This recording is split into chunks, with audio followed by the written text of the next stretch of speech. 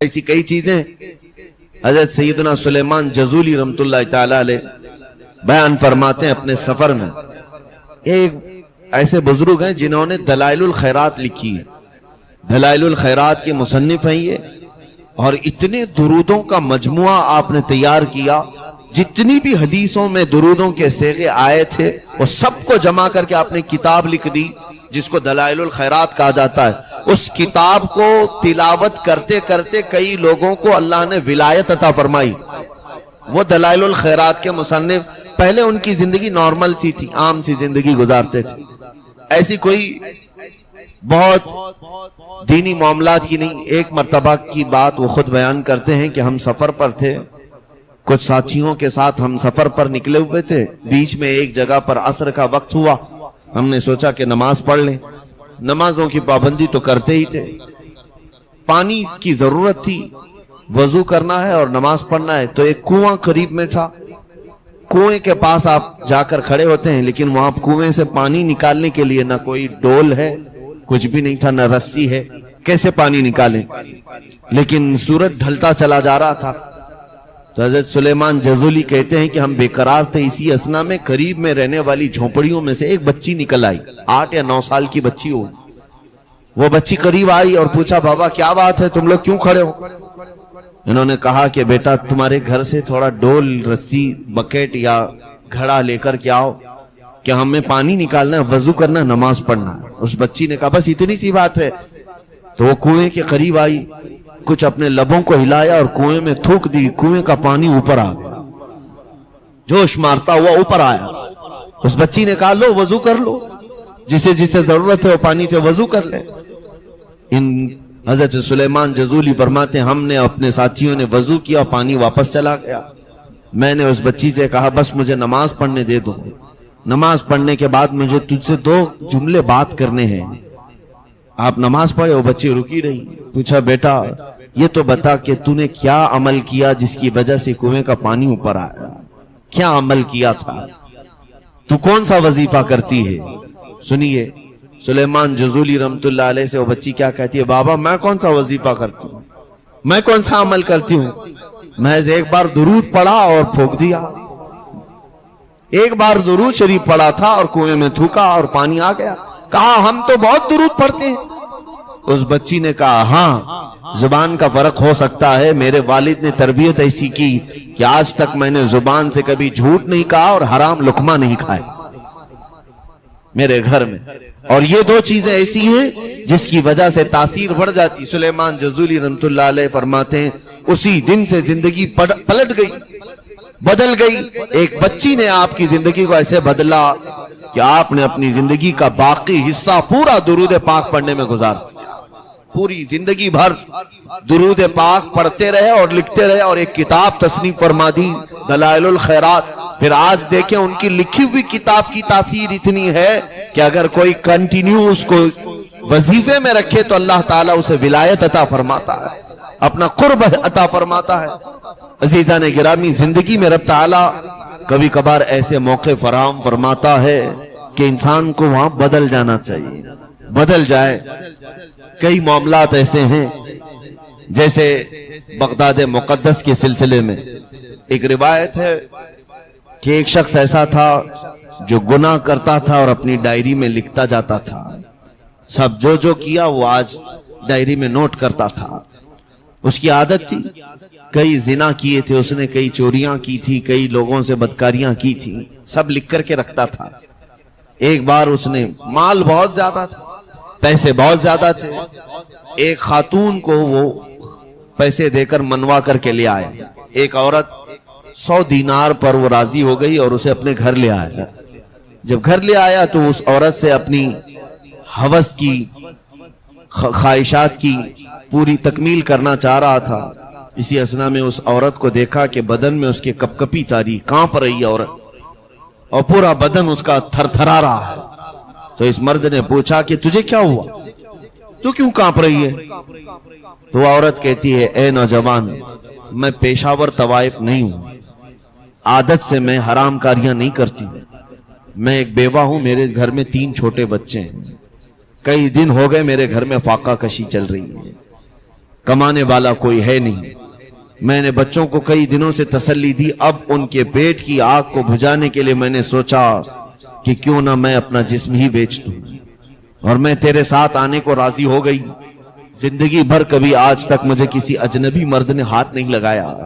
محض میں اپنے بچوں کا پیٹ بھرنے کے لیے اپنا جسم تجھے حوالے کرنے آ گئی, اور آ تو گئی تیار ہو کر, لیکن اب تیرے بستر پر آتے ہی مجھے یہ خوف ستا رہا ہے کہ میرا رب تو اب بھی دیکھ رہا ہے, اور قیامت کے دن جب مجھے اٹھایا جائے گا تو پتہ نہیں کس چہرے کے ساتھ اٹھایا جائے گا. تو بس یہ تصور ہے میرے مولا کا جو میرے جسم میں کپ کپی طاری کر چکا ہے. میں ڈر رہی ہوں کہ کیا بولوں اس کو. بس اس کے یہ جملے تیر کی طرح چبھتے چلے گئے اس بندے کو, ایسا چبھنے لگے, اور اس نے اس عورت کو فوراً اسی وقت آزاد کیا. اسے جتنے مال کی ضرورت تھی اس کی اولاد کو سب دی, اور کہا خاتون مجھے معاف کر دے. میں کتنا نکما ہوں اور کس قدر حیوانیت کا شکار ہوں کہ تو اپنے گھر میں بچوں کو بھوکا چھوڑ کر انہیں کھلانے کے لیے اپنا جسم دینے آ گئی, اور یہاں میرا حال یہ ہے کہ گھر بھر میں سب کچھ ہے, ساری نعمتیں ہیں, پیٹ بھرا ہوا ہے, اس کے باوجود میں لذتیں حاصل کرنے کے لیے گناہ کرتا ہوں. میرے ہاں کوئی بھوکا نہیں, میں مجبوری سے گناہ نہیں کر رہا, میں جان بوجھ کر کے عیش و عشرت کے لیے گناہ کر رہا ہوں. مجھ سے زیادہ اس دنیا میں رذیل و ذلیل کون ہو سکتا ہے. بس اس عورت کی باتوں نے ایسے اس کے اندر کپ کپی طاری کی, وہ سب چھوڑ دیا, توبہ کر لیا. اے بار الہا, نہ جانے ایسی کتنی عورتوں کو میں نے استعمال کیا ہوگا. خلاق العالمین, کیا میرے معافی کی کوئی صورت ہو سکتی ہے؟ کیا میں معاف کیے جانے کے قابل ہو سکتا ہوں؟ وہ روتا رہا اور اس خاتون کو پیسے دے کر گھر پہ بھیج دیا. سوچا کہ اب سب کچھ ختم کر دیتے ہیں. اپنی وہ ڈائری جس پہ لکھتا تھا روز گناہ, جو کرتا تھا وہ لکھتا تھا, سوچا کہ آج میں جا کر کے اس ڈائری میں موجود سب گناہوں کو کاٹ دیتا ہوں. آج آ کر کے اس نے ڈائری کو اٹھایا تو اس کی حیرت کی انتہا نہیں رہی. سارے پیج اس میں خالی پڑے ہوئے, جو لکھا تھا کہیں ایک جگہ بھی اس کی لکھی ہوئی تحریر موجود ہی نہیں. وہ فوراً چھان بین کرنے لگا, یہی ڈائری ہے جس میں میں لکھتا تھا, آخر برسوں سے لکھتا آیا ہوں, کافی زخیم ہو چکی تھی, اس میں کہاں چلی گئی؟ غیب سے ندائی, اے بندے جو میری طرف چلنا چاہتا ہے ہم اس کے پچھلے سابقہ چیزوں کو مٹا دیا کرتے ہیں. جس طرح تیرے لکھے ہوئے کو ہم نے مٹایا, اسی طرح ہم کرامن کاتبین کے لکھے ہوئے کو بھی مٹانے پر قدرت رکھتے ہیں. عزیزان گرامی, اس واقعے کو ذکر اس لیے کیا کہ کبھی کسی کی زندگی میں ایسا وقت آتا ہے جو اسے بدل کر رکھ دیتا ہے, اور شاید ہو سکتا ہے آپ کی زندگیوں میں ایسے کئی مرتبہ موقع آ گئے ہوں اور ہم بدلے نہ ہو, تو پھر اس سے بڑی محرومی ہماری کیا ہو سکتی ہے کہ مولا تعالیٰ نے کچھ چیزیں ہمیں بھیجی, ہم سمجھ نہیں سکے. ہمیں سدھارنے کے لیے, ہمیں سنوارنے کے لیے, ہمیں دوسرے غلط راستوں سے واپس بلانے کے لیے ہو سکتا ہے ہمارے پاس ایسی چیزیں آ گئی ہوں آلریڈی زندگی میں جو ہمیں بدل سکتی تھیں, لیکن ہم نہیں بدلے. تو یہ ہماری محرومی ہے, یہ ہماری محرومی ہے. بس دعا یہ کرتے رہنا کہ اے الہ العالمین, اگر کبھی میں راستہ چھوڑ دوں تو زیادہ دیر تک تو مجھے آوارہ نہ رکھ, واپس اپنے دربار میں فوراً مجھے حاضر کر لے. اللہ کے نبی صلی اللہ تعالی علیہ وسلم بارگاہ رب العزت میں کیا دعا کرتے تھے جانتے ہیں؟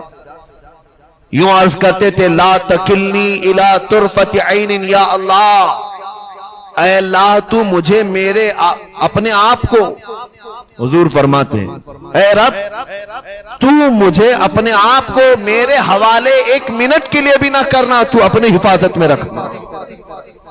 حضور فرماتے میرے حوالے, میرے نفس کو مت کر کتنی دیر کے لیے, الی طرفت عین, پلک جھپکنے کے برابر وقت بھی میرے حوالے مجھے مت دینا, میری ذات کو تو اپنی حفاظت میں رکھ. عزیزان گرامی, دعا یہی کروں. مجھے کئی چیزیں یہاں پر نظر آتی ہیں کہ زندگی میں بدلنے کے اوقات کئی لوگوں کے آئے ہوں گے, آتے ہوں گے. مثال کے طور پر اسی طرح سے آج یہاں پر سما بندھا ہوا ہے, ہماری اس مسجد میں قرآن پاک کی تفسیر کے درس ہوا کرتے ہیں, ہماری اس مسجد میں طلبہ کے لیے تعلیم و تعلم کا سلسلہ بھی ہے, کئی نوجوان بچے ایسے ہیں جنہیں قرآن پڑھنا نہیں آتا تھا، پڑھنے لگ گئے، اور کئی ایسے ہیں جنہیں دینی معلومات نہیں تھی، معلومات حاصل کر لیے۔ یہ ساری ایکٹیویٹیز مسجد کے اندر ہو رہی ہیں، تفسیر قرآن، اور پھر اس کے علاوہ ہر ہفتے ذکر اللہ کی مجلسیں رات کے وقت۔ یہ میں میری فضیلت کے لیے نہیں گنا رہا ہوں، میں یہ کہہ رہا ہو سکتا ہے یہ ساری چیزیں ہمیں زندگی میں بدلنے کے لیے مولا نے دیا ہو، اور بہت سارے لوگ اس کو نارمل سمجھ کر کے گزر گئے۔ یہ تو بہت ساری چیزیں آتی ہیں جاتی ہیں، ہو سکتا ہے بعد میں پھر یہ سما ختم ہو جائے، اللہ نہ کرے، لیکن کسی بھی حالت یا کسی بھی وقت کو بتایا نہیں جا سکتا۔ کسی کی زندگی میں رب تبارک و تعالیٰ بدلنے کے لیے موقع دیتا ہے تو فوراً اسے استعمال کر لینا چاہیے، پلٹ آنا چاہیے، اور واپس آ جانے والا اللہ کی بارگاہ میں بڑا عزیز ہوتا ہے۔ ہمارے بڑے اسلاف جو ہمارے گزرے ہوئے بزرگان دین رحمہم اللہ ہیں، انہوں نے اپنی عبادتوں میں سے کچھ چیزیں ایسی بھی رکھی ہیں جو بظاہر دیکھنے کو عبادت نہیں لگتی لیکن وہ ہے عبادت۔ مثال کے طور پر مراقبہ اور محاسبہ ایک دو چیزیں ہیں۔ محاسبہ یعنی اپنا کیلکولیشن کرنا، اپنا حساب کتاب کرنا۔ ظاہر سی بات ہے ہر بزنس مین جب اپنے دن بھر کے کاروبار سے فارغ ہو کر کے رات پہنچتا ہے تو نفع اور نقصان کو ضرور گنتا ہے۔ آج کتنا کاروبار ہوا، کتنا مال آیا اور کتنا گیا، اور پروفٹ کتنا ہوا، لاس کتنا ہوا، یہ کیلکولیشن ہر ایک کے ساتھ ہوتے ہیں۔ چھوٹے سے چھوٹے کام کرنے والا بھی رات میں بیٹھ کر کے اپنا حساب کتاب کرتا ہے، یہ محاسبہ ہے، لیکن یہ دنیاوی محاسبہ ہوا۔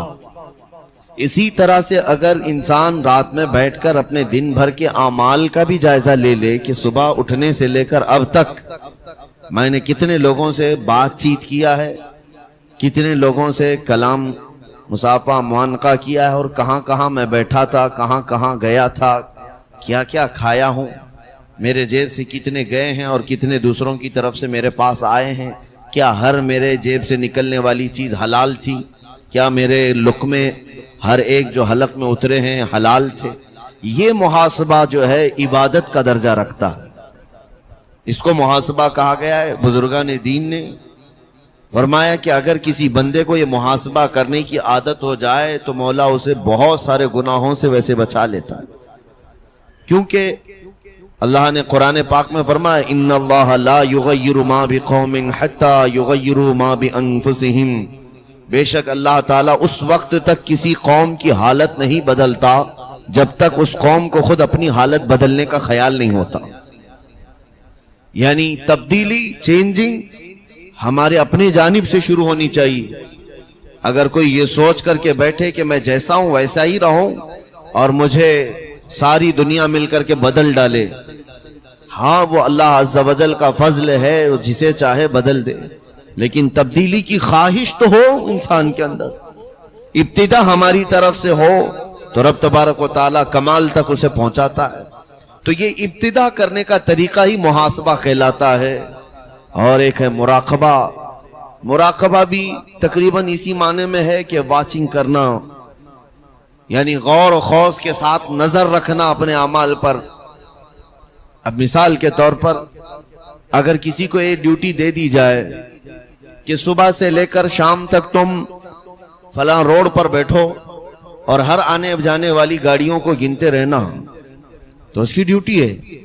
ایک ہاتھ میں قلم، ایک ہاتھ میں وہ کاپی لے کر کے بیٹھ جائے گا اور گاڑیوں کی گنتی شروع کرے گا، کون سی گاڑی گئی آئی، اس کی نظر اسی پر لگی ہے۔ اس راستے پر ہو سکتا ہے بہت سارے انسان بھی آئے گئے ہوں گے، لیکن اس کی نظر گاڑیوں پر رہتی۔ ڈیوٹی اس کو دی گئی تھی گاڑیاں گننے کی، پھر بیچ میں اگر ہاتھی گھوڑے آئے تو انہیں نہیں گنتا۔ یہ مراقبے کا کمال ہوتا ہے۔ مراقبہ غور و خوض کے ساتھ اپنے گزری ہوئی چیزوں کو یا اپنی زندگی میں آنے جانے والی چیزوں کو نظر رکھنا، اور خاص طور پر ان چیزوں پر نظر رکھنا جو تجھے رب تعالیٰ سے دور کر سکتی ہیں۔ جیسے ہی تمہاری نظر ان پر پڑنا شروع ہو جائے گی تمہارا دل انہیں ایکسپٹ نہیں کرے گا، یہ عادت خراب ہے جو مجھے رب سے دور کر سکتی ہے، فوراً تمہارے دل نے اسے باہر نکال دیا۔ اس طرح سے زندگی میں ایک بڑی تبدیلی آ جاتی ہے، ایک چینجنگ آتی ہے۔ انسان کی زندگی کو بدلنے کے لیے اسے محاسبہ اور مراقبے کی طرف آنا ضروری ہے. کم سے کم وہ سوچے، اور اس کے بعد پھر رب تبارک و تعالیٰ کی کرم نوازیاں ایسی کہ اللہ تبارک و تعالیٰ بندہ صرف ارادہ ہی کرتا ہے بدلنے کا، اور رب تعالیٰ اسے کمال تک پہنچانے میں خوب اس کی مدد فرماتا ہے، خوب مدد فرماتا ہے. ایسے کہ ایک روایت میں ہے کہ ابھی محفل میں بیٹھا کہیں پر، اسے کچھ باتیں اچھی لگی اور سوچ لیا دل میں کہ اب مجھے گناہ کرنا نہیں ہے. ابھی توبہ نہیں کیا، توبہ کرنے سے پہلے اللہ تعالیٰ ارشاد فرماتا ہے فرشتوں سے کہ یہ بندہ اب میری طرف آ رہا ہے، اس کے لیے سارے دروازے کھول دو اور اس کا راستہ آسان کر دو کہ اسے رکاوٹیں نہ آئیں. ہم چلنا چاہیں تو ادھر سے دروازے کھل جاتے ہیں، ہم بدلنا چاہیں تو رب تعالیٰ کی طرف سے موقع فراہم کر دیے جاتے. اس کے باوجود بھی اگر کوئی بندہ ڈھیٹ ہے، سوچتا ہی نہیں، کبھی اسے محاسبہ مراقبہ کرنے کی توفیق ہی نہیں ہوتی. دن گزرتے گئے، رات گزرتی گئی، اور اسے کبھی احساس ہی نہیں ہوا کہ کیا کھایا، کس کا لیا، کس کا دیا، اور کتنے برے اعمال کیے، یہ سب کبھی خیال ہی نہیں آیا. تب بھی رب تعالیٰ کبھی بیماری دے کر کے اسے سوچنے کا موقع دیتا ہے. بیمار ہوتا ہے بندہ تو بستر پر پڑ جاتا ہے اور کیا کرتا رہتا ہے؟ صرف سوچتا رہتا ہے. وہاں محاسبہ آٹومیٹک آ جاتا ہے. یا کبھی اس کے کام کاج میں یا اس کے کاروبار میں بھاری نقصان دے کر کے اسے رب تعالیٰ سوچنے پر مجبور فرماتا ہے. سوچے وہ، اللہ تبارک و تعالیٰ اسے سوچنے کی قوت اور سوچنے کا موقع فراہم فرماتا ہے. عزیزان گرامی، یہاں پر میں چند مثالیں عرض کرتا ہوں. اللہ تعالیٰ کی طرف جو بڑھنا چاہا بندہ، اسے اللہ کیسے کیسے موقع دے دیتا ہے جہاں وہ چینج ہو جاتا ہے، تبدیل ہو جاتا ہے. کبھی کسی کی زندگی میں بہت چھوٹی سی چیز ہوتی ہے جس کو ہم کہتے ہیں ٹرننگ پوائنٹ، اس کے بدلنے کا سبب بن گیا. چھوٹی سی چیز ہوتی ہے، وہ بدل گیا. حضرت سیدنا بشر حافی رحمت اللہ تعالیٰ علیہ شراب کا کاروبار کرتے تھے، لیکن انہوں نے بسم اللہ کے ایک ٹکڑے کو زمین سے اٹھایا تھا. اللہ کو وہ ادا پسند آئی، وہاں سے ان کی زندگی بدل گئی اور عبادتوں کی طرف آ گئے. کسی کی زندگی میں چھوٹا سا موقع ایسا مل جاتا ہے کبھی، اور کسی کو ایسا کہ زندگی بھر وہ اچھائیوں کو دیکھتا رہا اپنی آنکھوں سے، لیکن پھر بھی اپنے آپ کو بدل نہیں سکا. وہ شخص انتہائی محروم القسمت ہے. وہ شخص بہت ہی بد نصیب ہے جس نے دنیا میں رہتے ہوئے بہت سارے دینی معاملات کو دیکھا، قرآن سنتا رہا، بیانات سنتا رہا، نعتوں کی محفلیں سجاتا رہا، ساری چیزیں سن کر کے بھی اسے کبھی بدلنے کا موقع نہیں ملا. تو محروم القسمت ہے، بدل نہیں سکا. اور کچھ بندے ایسے ہیں جو گناہ تو کرتے رہے، لیکن چھوٹی سی چیز زندگی میں ایسی آئی کہ انہیں بدل کر رکھ دی، چھوٹی سی چیز نے انہیں بدل دی.